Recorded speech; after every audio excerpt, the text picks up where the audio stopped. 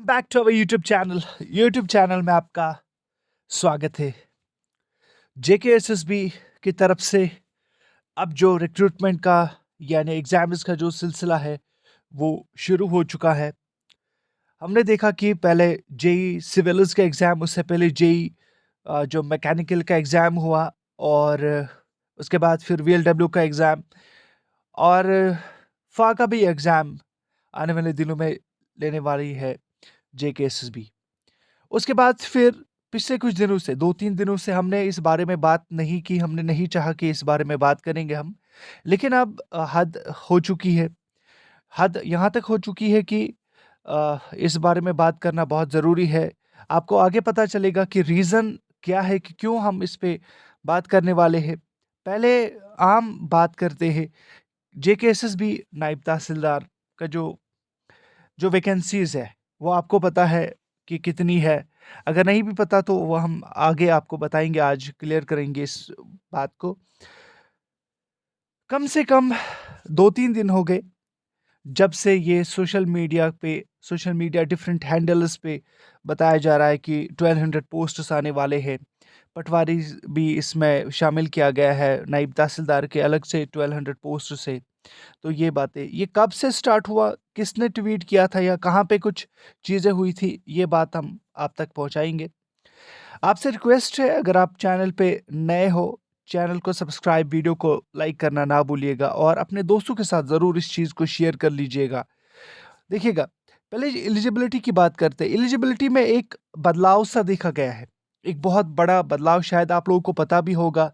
जिसको नहीं पता है, जो नए ग्रेजुएट से और ख़ास तौर पर जो जम्मू डिवीज़न से बिलॉन्ग करते हैं, शायद उन्हें इस बारे में नहीं पता होगा।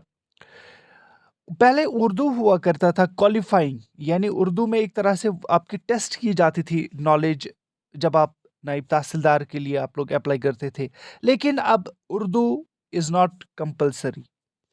इसका मतलब है कि उर्दू जो कंपल्सरी नहीं रखा गया है, अब बच्चा जम्मू का स्टूडेंट और जम्मू का भी स्टूडेंट और कश्मीर का स्टूडेंट दोनों ही एलिजिबल है किसके लिए?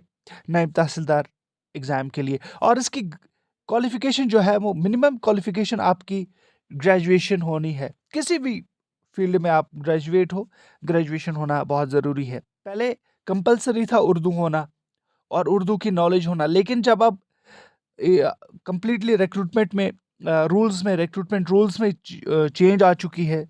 जब उर्दू को कंपल्सरी नहीं रखा गया है, तो ज़ाहिर सी बात है तमाम वो लोग एलिजिबल हो जाते हैं जिनके पास ग्रेजुएशन है। अब क्या बात करते हैं? अब बात करते हैं कि आया क्या इसमें 1200 वैकेंसीज़ है। देखिएगा, ये बात 1200 वैकेंसीज़ की यहाँ पे इसलिए मैं करने वाला हूँ, ये विशाल कुमार जेकेएस के रैंक 3 है। इनकी रैंक 3 है। इन्होंने ही एक तरह से इन्होंने ट्वीट किया या इन्होंने लिखा है, इस बारे में पूरा यहाँ पे आपको पता चलेगा। इन्होंने लिखा क्या? थोड़ा इसको वेट जस्ट मिनट। जी हाँ, इन्होंने लिखा गुड न्यूज़, फ्रेश नायब तहसीलदार पोस्ट्स इन लाइन। ये पहली बार आपको पता नहीं होगा, इससे पहले भी आपको शायद पता चला होगा या आपने कहीं से सुना होगा। 3 नोटिफ़िकेशंस के बारे में बात की जाती थी। पहले सुपरवाइज़र, जो कि ऑलरेडी नोटिफ़ाई हो चुके हैं फीमेल्स के लिए सोशल वेलफेयर डिपार्टमेंट के। उसके बाद फिर पटवारी के लिए और नायब तहसीलदार के लिए। लेकिन यहाँ पे इन्होंने लिखा है कि फ्रेश जो नायब तहसीलदार पोस्ट्स इन लाइन है, JKSSB to advertise around 1200 fresh posts, यानी अभी नेक्स्ट जो आने वाले हैं 1200 पोस्ट्स आने वाले हैं। बात इस पे ध्यान दीजिएगा, 1200 पोस्ट्स आने वाले हैं और इंक्लूडिंग नायब तहसीलदार जो कि 250 पोस्ट से। हालांकि कहा जाता है कि 270 प्लस पोस्ट से, और ये इन्होंने यहाँ पे सिर्फ साफ जाहिर किया है कि 250 पोस्ट से। तो यहाँ से बात चली। उसके बाद होता क्या है, हम आपको वो भी दिखाएंगे। हद ये भी होती है कि सिलेबस भी इसका निकाला जाता है। और कौन निकालता है?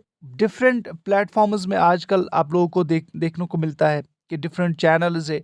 मैं जब तक ना जेकेएसएसबी सामने सिलेबस लेके आएगा, जब तक ना जेकेएसएसबी की ऑफिशियल वेबसाइट पे कोई ना कोई चीज़ होगी, तब तक वो कहाँ से जेन्युइन होगा, कहाँ से वो ऑथेंटिक होगा। और बच्चे वही, ऐसे भी बच्चे होते हैं जो ब्लाइंडली ट्रस्ट करते हैं और वो उसी सिलेबस को पढ़ने बैठते हैं। मैं वो वेबसाइट का नाम भी आपको यहाँ पे कोशिश करता हूँ कि ना बताऊँ, कि किसी को डिफेम करना ज़रूरी नहीं है।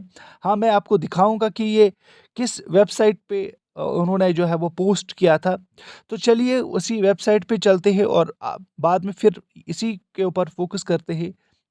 यहाँ पे आप देख लीजिएगा, जेकेएसएसबी नायब तहसीलदार रिक्रूटमेंट सिलेक्शन प्रोसेस 2024, इसमें पूरा बताया गया है। और फिर यहाँ पे इन्होंने बात भी की है कि एग्ज़ाम पैटर्न कैसे होगा। एग्ज़ाम पैटर्न के बाद इन्होंने सिलेबस भी शाया किया है। 2 आवर्स का सिलेबस है, जनरल इंग्लिश है, जनरल नॉलेज है, मेंटल एबिलिटी है, उसके बाद फिर जनरल साइंस है, और उसके बाद फिर कंप्यूटर एप्लीकेशंस है, सब्जेक्ट स्पेसिफिक क्वेश्चंस है। ये चीज़ें इन्होंने बताई है, लेकिन कहाँ तक ये सच है, ये मुझे नहीं लगता ये सच है। आपको भी इस बारे में बिल्कुल पता होगा कि ये सच है, कि इन्होंने जो सिलेबस निकाला है ये बिल्कुल भी सच नहीं है। ये फेक सिलेबस से, बहुत सारे ऐसे सोर्सेज से पता चलता है हमें कि फेक सिलेबस या फेक चीज़ें जो है वो बाज़ार में घूमती रहती है। उससे जो है वो बच्चा ट्रैक से बिगड़ जाता है, निकल जाता है और वो वही पढ़ने बैठता है। मान लो आप में से बहुत सारे बच्चे ऐसे होंगे जो इस वक्त जनरल इंग्लिश या जनरल नॉलेज, मेंटल एबिलिटी, इस सिलेबस को आप लोग बाई भी करोगे कोर्सेज़ को, उसके बाद फिर पढ़ना स्टार्ट करोगे। लेकिन ये एक कंप्लीट धोखा होता है। मैं रिक्वेस्ट करूँगा उन तमाम लोगों से जो जिनका ब्लॉग है, जो सिलेबस निकालते हैं खुद अपने ही मनमर्ज़ी से। मैं किसी रिक्रूटमेंट इदारे की बात नहीं कर रहा हूँ, मैं उनकी बात कर रहा हूँ जो इस फेक चीज़ों को ज़्यादा हवा देते हैं सोशल मीडिया पे। उसके बाद फिर दाएँ-बाएँ से फिर एडिटिंग करके उसको आगे पहुँचाते हैं और अपलोड भी करते हैं डिफरेंट मीडिया हैंडल्स पर, और लोग उसी को समझते हैं, बच्चे उसी को समझते हैं सही। ये बिल्कुल भी सही नहीं है। अब बात करते हैं फिर से उसी प्रोसेस की, जहाँ पे हमने पोस्ट्स की बात की थी। देखिएगा, नायब तहसीलदार के बैचेस का हम जो है वो इंशाअल्लाह रहमान हम लेने वाले हैं। तो आप मेरी मेरी बात अगर आप लोग मानोगे, आप कंप्यूटर एप्लीकेशंस को अपना स्ट्रॉन्ग ज़ोन बना लीजिएगा। कंप्यूटर का देखो, कंप्यूटर हर एग्ज़ाम में होता है, हर किसी एग्ज़ाम में होता है। चाहे कोई भी जेकेएसएसबी का अब तक का एग्ज़ाम हुआ है, कंप्यूटर और इंग्लिश वो उसमें होता ही होता है। तो आप क्यों ना उन्हीं 2 को स्ट्रॉन्ग करोगे, बाकी फिर क्या उसमें जनरल स्टडीज़ में कौन-सा पोर्शन होगा, कौन-सा नहीं होगा। लेकिन फ़िलहाल आप अगर इन 2 सेक्शंस को स्ट्रॉन्ग करोगे, आप काफ़ी हद तक आपसे प्रेशर रिलीज़ होगा। आप अपने आप को प्रेशर से बाहर फ़ील करोगे और अपने आप को गेम में पाओगे। और ये लेवल 8 पोस्ट है, नायब तहसीलदार का पोस्ट जो है वो लेवल 8 पोस्ट है, बहुत बड़ा पोस्ट है। आपसे यही उम्मीद है कि आप वीडियो को लाइक करोगे, अपने दोस्तों तक इस बात को शेयर करोगे, पहुँचाओगे कि जी हाँ, आने वाले समय में पोस्ट्स तो आने वाले हैं, 1200 पोस्ट्स, उसमें नायब तहसीलदार के 250 प्लस पोस्ट्स से, और उसके बाद फिर जितने भी पोस्ट्स आएँगे वो आप तक ज़रूर हम पहुँचाएँगे। वो अपडेट भी दीजिएगा इजाज़त इसके साथ कि आप कमेंट बॉक्स में ज़रूर लिख लीजिएगा कि क्या आया, जो ये फेक लोग होते हैं, क्या इनके इनके साथ कैसा हमें बात करनी चाहिए? क्या आप लोग क्या डील करते हो? किस तरह से आप इन चीज़ों को देखते हो? अगर आपने कहीं पे कोई न्यूज़ पढ़ा, क्या आप उसको फिर पहले खुद तहकीकात करते हो अपने अपने अंदर से? क्या उसको आप लोग कोशिश करते हो कि क्या ये सही है या गलत है अपनी जगह पे? Thank you very much.